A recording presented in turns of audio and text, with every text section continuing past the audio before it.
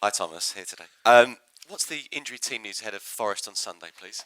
The one that was available for Slavia will be available for Forest.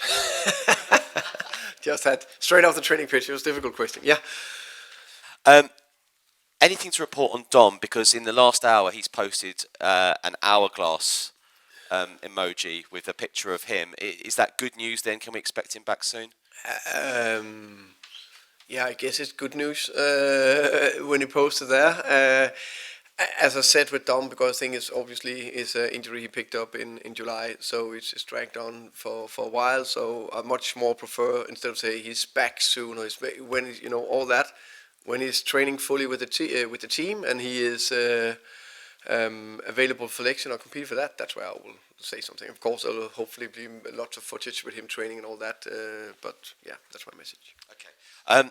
Newcastle away, then Brentford and Slavia Prague. Goals, goals, goals. Have you sort of taken the handbrake off a little bit?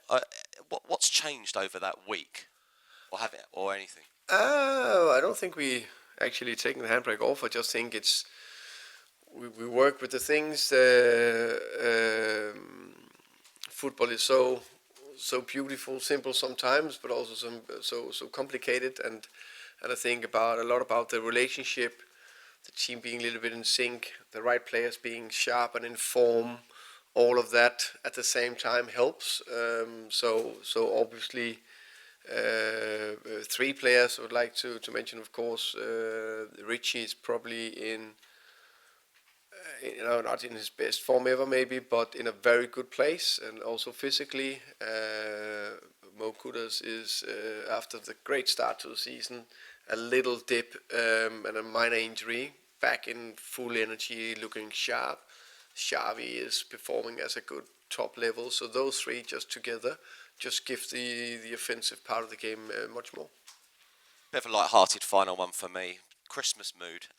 If Spurs, if the players can get a good result at Forest, Liverpool, and Palace, there's a lot of big darts fans in the squad. Will they be allowed to go and watch the darts with your permission? Yeah, I think every player have their own hobbies and what they think is interesting. So I always expect them to be professional and 24/7 pros. So if they go theatre or the darts, it's up to them. Jake. Hi, Thomas. I know you said that things have come together, the attacking players you just mentioned, those three. But has it also felt like has the mood felt different in the last couple of weeks around the club? Yeah, wins and good performance always helps. No doubt about that. That just makes things a little bit lighter and everything is a little bit more positive. So of course that means something. But it's ongoing. How can you say? Work to constantly improve. So that's part of it. What would you say then has clicked between those three that you mentioned? I think it's just the one simple thing. All three of them in form and sharp and confident at the same time. That helps something definitely. And the relationship and the principles and the patterns we're working with also just getting better and better. And just lastly, then, obviously you'll never say that any team is necessarily an easy game, and I'm not saying that Forest is going to be an easy game, but with picking up a couple of wins, maybe a more preferable fixture coming up this weekend against a team that you'd fancy yourself to go and get another win. I guess you have seen Sean Dyche's teams over the years. I have. Are they easy or difficult to play against? Difficult. Very difficult. I expect a very, very difficult game against a team who's managed by a good colleague, friend of me in the game, and every single time I see his team, everything I'm analyzing, they are extremely competitive. Then they play home. That's a difficult place to go. So I expect a tough game. I think we are in a fine place, not exceptional place, but I think we're in a fine place. I think we've been good away from home. I think we've been very competitive. I expect us to go there with confidence and belief, and I expect us to go there with a good chance of getting 3 points, but I also expect it to be unbelievable difficult. Thank you. Welcome. Ian, please. Hi Thomas, how are you? I'm good, thank you. You mentioned there your friendship with Sean Dyche. Explain how football managers' friendships work, because I mean you're always busy on a training ground. He's always busy on a training ground. You're flying up to Newcastle or away to Paris. He's going somewhere. I mean, do you ever go out for a drink together? I mean, Yeah, well, I think of course it's some you meet with in different circumstances for whatever reason why we come together and as coaches talk about life and football. And I think it's fair to say that we are the only one that really understand each other. We are in the same together and dealing with the same problems and the same all sort of things. So I think that's a bit. I think that's nice to share experiences and thoughts with good colleagues, friends there. So of course when we play against each other, it's very competitive. must be a great night out for your wife and his wife when you're talking just football. Yeah, definitely. 2 weeks ago I came here. It was post Paris Saint-Germain. Spurs were on a bit of a downer. Now suddenly it's the other way around. And it seems this season it's always been feast or famine. It's been a roller coaster. How do you get more consistent? Because I guess you'd rather be boring and more consistent along a line than 1 week up and next week down. And Yeah, but I think if you look into performances, I think it's about having consistent performances, and then some of the consistent performances doesn't necessarily pay off in a good result.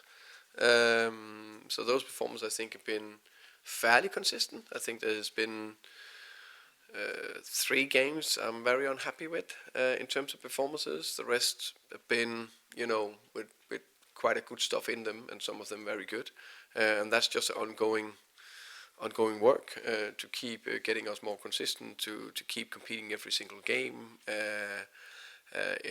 With the competing in all different competitions, so that's quite normal. That will take a little bit of time.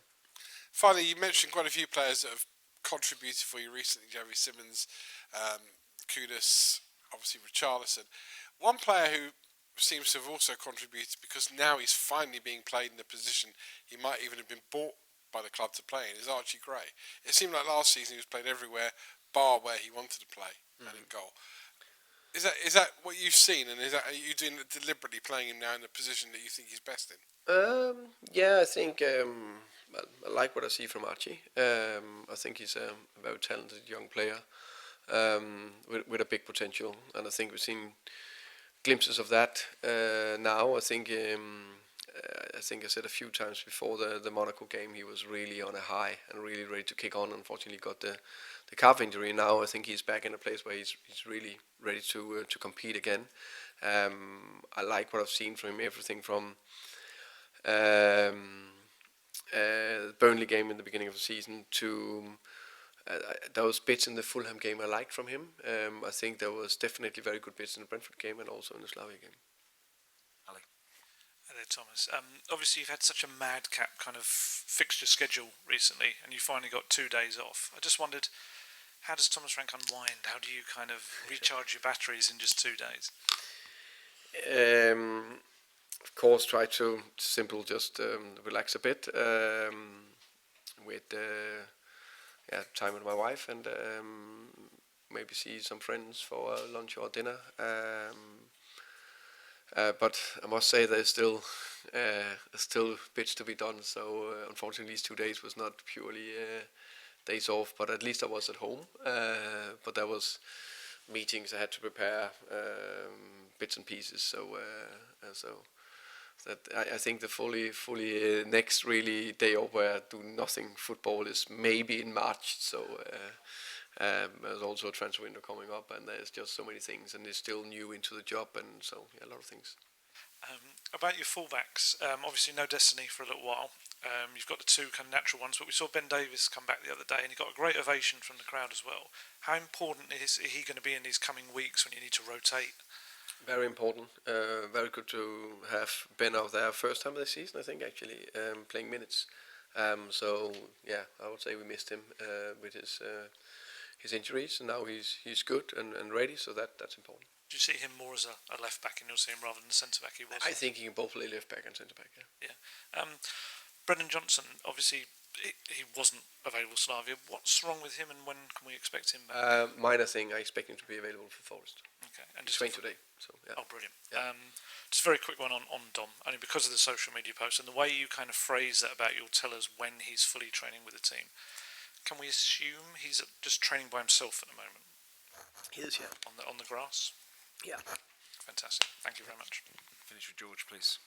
Thomas, sorry, has he kicked a ball yet? I'm happy to answer all these questions. I'm just getting a little bit bored of them because it doesn't. Let's talk about Forrest. It's much more interesting. So much better news when say now he's training fully with the team. He's available soon. But I know you guys need to ask questions, of course. Archie Gray, sorry, I know you mentioned him before, but you tried to sign him at Brentford, didn't you? And then Tottenham have took him off. Can you just explain how close you were and what you liked about him last season, and sort of, because it seemed like it was really close, and then Spurs swooped in at the last minute. So what did you admire about him last season? I think what I like about Archie. I think he's very good on the ball. I like he plays with his head up, so he can play short. He can drive with the ball. The pass for Pedro Porro for the penalty against Slavia was an excellent pass, perfectly weighted, playing in behind. Great capacity to cover the pitch. Good pressing skills, and I think he's young, but he has very good characters. I think he could be a leader in the future.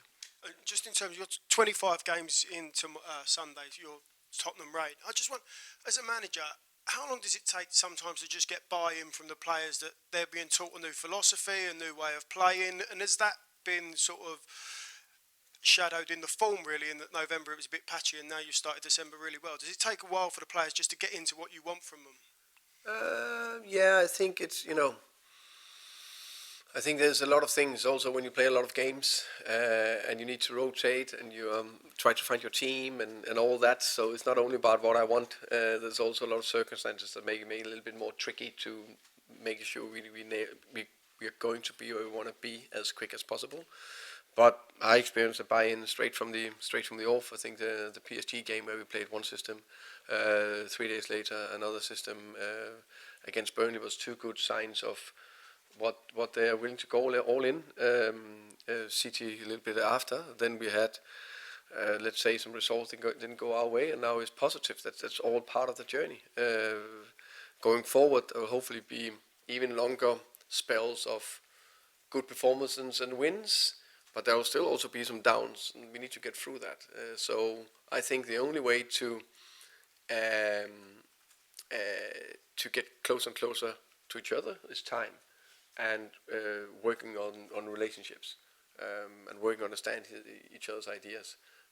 That's the biggest thing. And then it is how we together handle the bad spells, because there will be bad spells. How do we handle them? Thank you. Okay, we'll end the broadcast section there.